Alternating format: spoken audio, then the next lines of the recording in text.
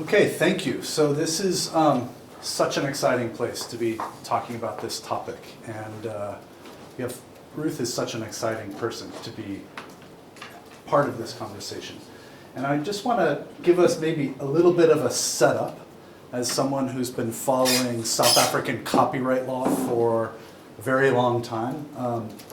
And even before that, as Dan Wood mentioned, here working on your constitutional court, which was probably the biggest honor of my life, working for Arthur Chaskelson, who's an amazing hero. I'm sure all of you know him. And at that point, Dan Wood and I and some others were working on these kind of cutting edge issues of how the Constitution overlays with utility, water, and electricity regulation. And I just want to take a moment to say that I'm still doing that work. You know, and even as you're thinking of decolonizing your education, breaking down some of these artificial barriers, like why is it that we put IP into commercial law instead of public law? And it's interesting, if you follow the chain back through where these laws come from, the word patent does not actually mean monopoly, and it has actually, the word itself has nothing to do with inventions or copyrights or what we know of as patents today. The word means open, not closed. And the reason we had it was from the Quo Warranto campaign in the 13th century in England, and it was an effort to regulate the abuse of franchises, monopolies that were given by lords of a particular region. And the reason you gave them a letter patent, an open letter, was so that you could take it away. It was so that if you abused your franchise, you had a vehicle to punish, to remove the franchise, to create competition in an area where there was no competition. And out of that root comes actually two strands. The franchises that we give utilities, so the legal right to be the only electricity utility is known as a franchise. It's a public right to be the only giver of a particular good and service in a geographical area. And on the other side, it became what we now refer to as intellectual property. Patents, letter patents for a new invention was the same legal vehicle that we gave you to be the only supplier of a mill to grind your grain, or a ferry across a river. And it's important because in each of those areas, the grant of the exclusive right always carried a public duty. You would lose your franchise if you do not serve the entire community on reasonable and non-discriminatory conditions, which becomes, in the South African Constitution, your social and economic rights. Right? It gives rise to the ability to bring legal strategies to make water utilities price water equitably, not charge, as we were looking at those times, higher prices in townships than you were in the city, for instance. And those same kind of principles should be motivating what we're doing in the intellectual property sphere as well. And so hopefully you've been kind of marinating on this quote, which is just one place that you can bring yourself into, of collapsing the divide between private and public law, between commercial law and constitutional law, between what we think of as public interest law and what we think of as business law. Because every price in every market is determined by the legal rules that we craft. So there's no such thing as a market price versus a regulated price. Every price is regulated. Every price in a market is determined by the legal rules that we, as democratic agents, are ultimately responsible to. And, you know, this country went through that most recently with the decolonization campaigns within the educational system here, but it should still be going. And we should be thinking through how our legal structure affects, for instance, access to educational materials, which is what we're here to talk about today in part. So there's elements of South Africa's law, excuse me.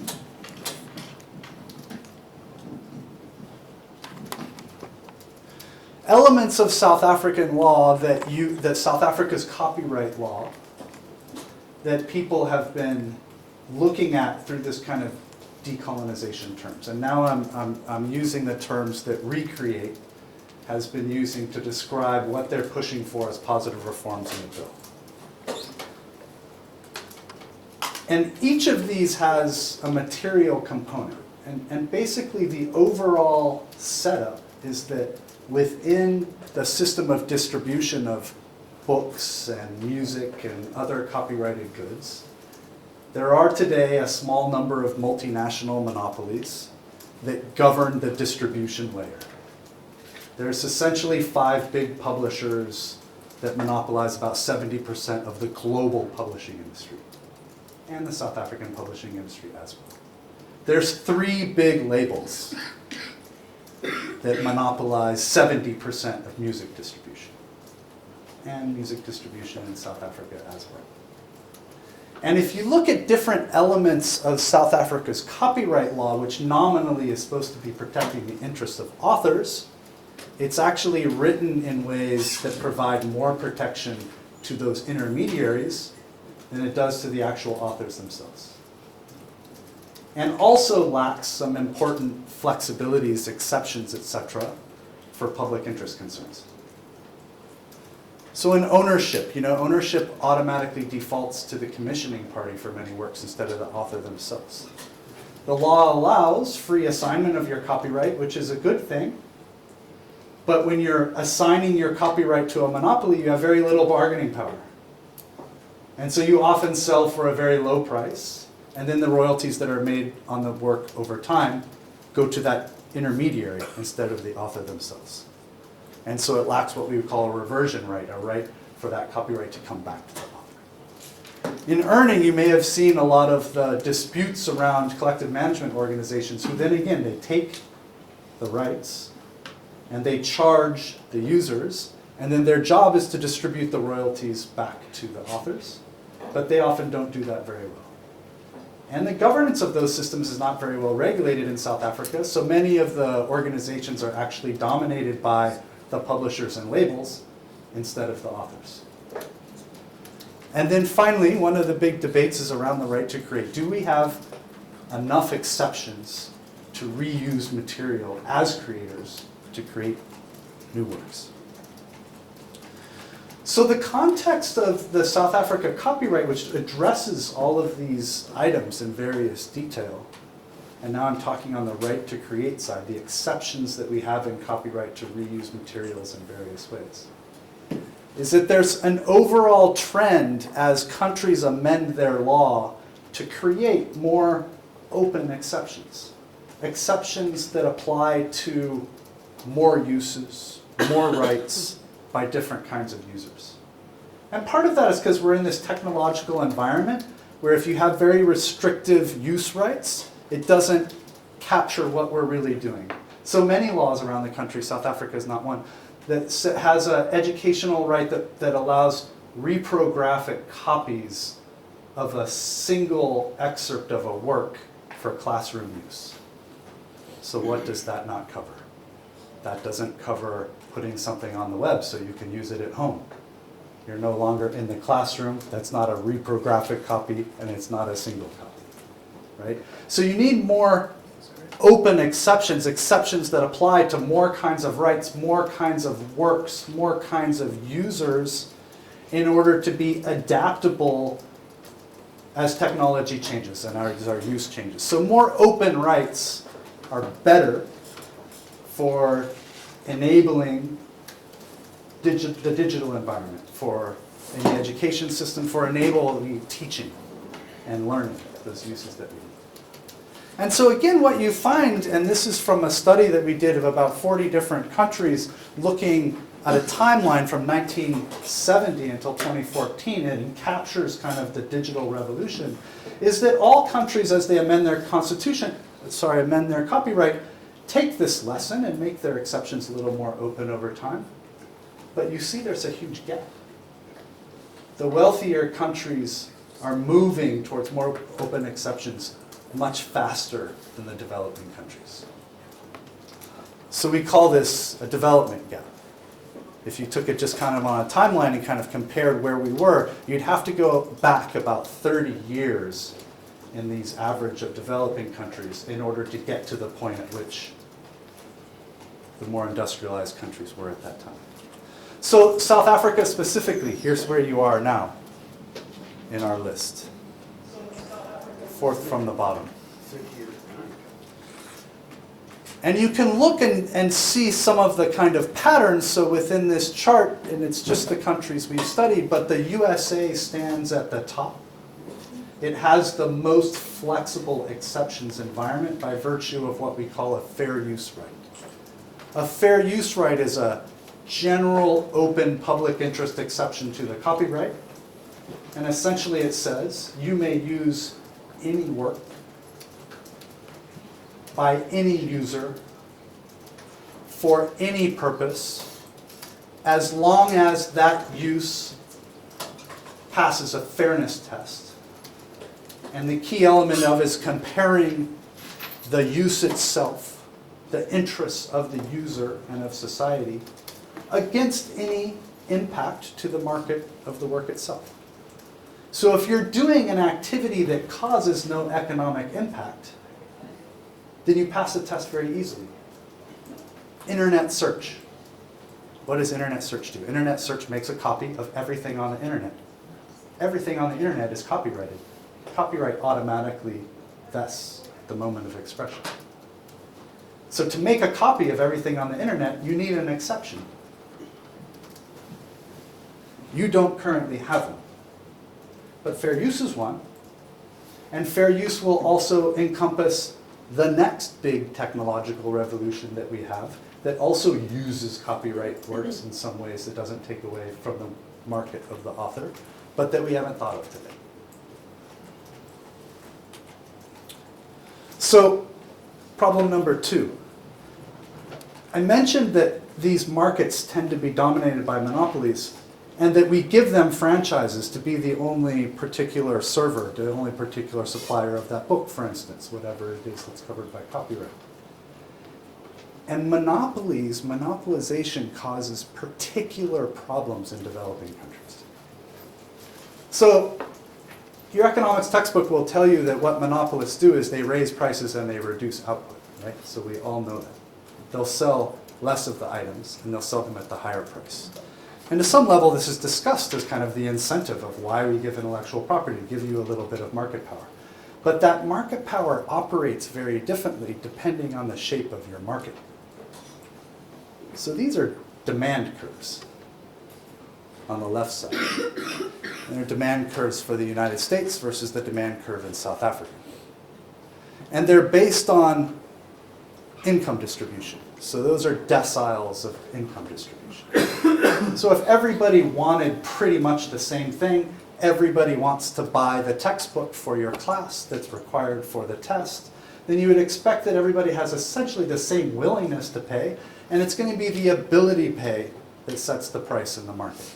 Because remember, we're in a monopoly, so you can't undercut without violating the law. And notice what's different about the American demand curve and the South African demand curve looking at that first decile. Right? And what's different is that the second decile in South Africa earns about 25% of the income as the first decile. So what does that mean? That means you would have to sell 4 times the number of units to make the same amount of money that you could just selling one at a higher price. And you're not going to do it because as you go down the demand curve, in order to pick up those people, you have to charge 25% of the price, but you're only going to sell twice as many units. So it's unprofitable to lower your price and serve more of the market. So So this is the profit maximizing, this is the revenue, right? So in the United States example, when you lower the price to pick up more volume, you make more money, and so you do. And when you lower the price to pick up more volume, you make more money, so you do. And you keep doing that until you get about 70% of the market. You still charge too much, but you're not charging as much as here, where at each point, every time you lower the price, you make less money, not more money. And this is the economic logic of what you experience in fact. That when you hit a monopolized market, you experience global pricing. Why did AIDS drug suppliers charge $12,000 a year in South Africa in 1999 for drugs that we now know you can profitably make and sell for $82? Why? Because you make more money serving 1% of the South African population than you do serving the whole thing. It's the logic of the system. And that's why breaking down that public-private and thinking of this as deeply influenced by our public commitments is super important, right? Because we're creating these systems that have a logic that leads to what we call exclusionary pricing, not just excessive, exclusionary. You will exclude most of your market from enjoying access to the good. It's not just drugs, right? So here's some non-essential copyrighted products that we did a little survey for. And you find not only is the price in South Africa expensive, because just charging the same price in South Africa as you do in the United States is exclusionary, right? The GDP per capita in South Africa is 1/10 of the United States. So if you were going to serve a similar size of the population, just on average, you'd have to have at least 1/10 of the price. But what you actually find is prices are often higher in South Africa than they are in wealthier countries. And we know this through, there's examples that came out in the Copyright Reform Commission of Long Walk to Freedom costs about twice as much here as it does in the United States. It's not published in South Africa, it's published by a multinational publisher. The education market, so some quick just kind of facts and figures on what we're dealing with here, the ones that hit you the most, right? Textbook prices. So often some textbooks are written by South African authors and are published by small South African publishers, and the price may be relatively reasonable. But others, and I'm sure you have experiences and you should bring them out in the Q&A, is you're required to access the international textbook, right? And you may be paying 3,000 Rand. 4,000 Rand. And how are you supposed to pay 3,000 or 4,000 Rand for a textbook? On average, people pay 6,000 Rands for all of their textbooks for the full year in South Africa. On average, bursaries are 2,000 or 3,000 for textbooks. So everybody's struggling in this area. So about R1 billion is spent on purchasing every year just by universities. This is figures by Denise Nicholson, who's here. The amount that's spent on licensing, course packs, which is where this really hits, is about 51 million of that. And of that, only about 15 million gets back to local purchasers. The rest is either going to the Collective Management Association itself or to foreign purchasers, right, to foreign publishers. And out of that, of authors, of the purchasers, they get about 10% here, which is about half of what they pay in most countries, and about 0 of the licensing, because it's the publishers that have the licensing rights, not the authors.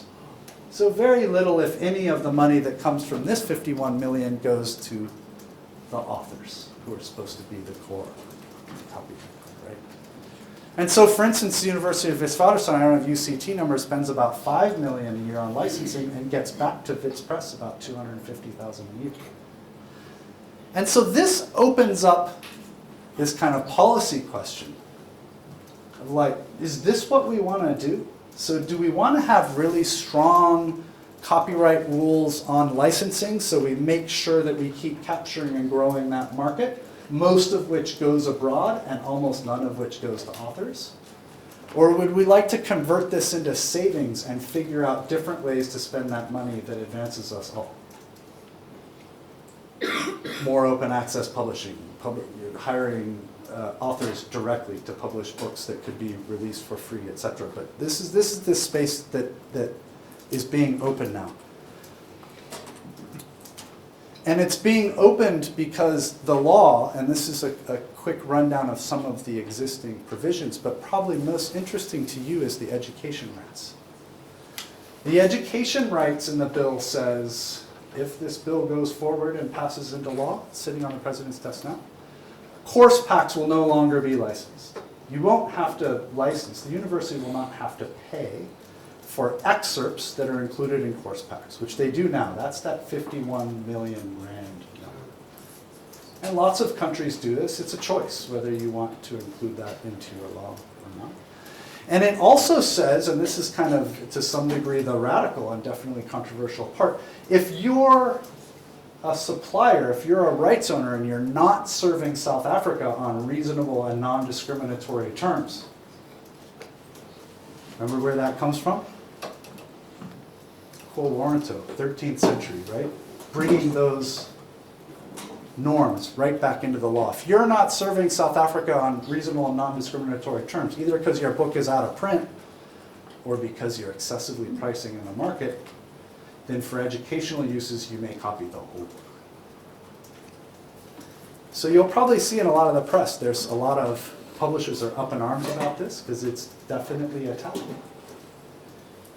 And I would argue it's an attack on the system in a way that really does embrace this idea of kind of decolonialization. That it takes the material aspects of what's going on in the publishing community very seriously. And it takes that quote from Robert Hale that I had in the beginning very seriously. That these prices are the product of our own rules, and therefore we can change them.